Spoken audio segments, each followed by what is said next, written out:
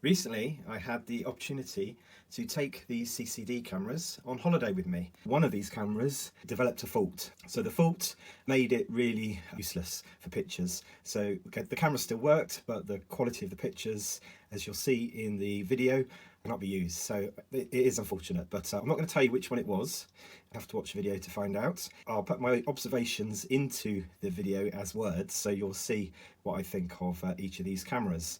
I'll just explain the ones I took. So I took a Fuji Finepix F20. So this is a 6.3 megapixel. It's a super CCD, so very sensitive chip, and can deliver some good results. So that's why I took that one.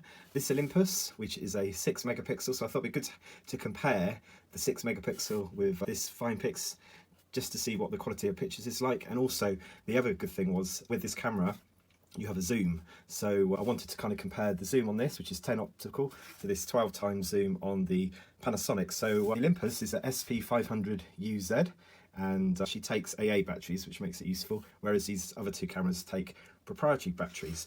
So moving on to the Lumix, this is a TZ7. I would have taken my old TZ10, but it's not too reliable, and I thought, okay, let's take a slightly older model and see how we go with that. So I left the camera settings on their auto setting. It's quite interesting to see the difference, and usability of the cameras made a bit of a difference as well. So please can you like and subscribe, and I'll make some more videos that compare cameras like this in the future.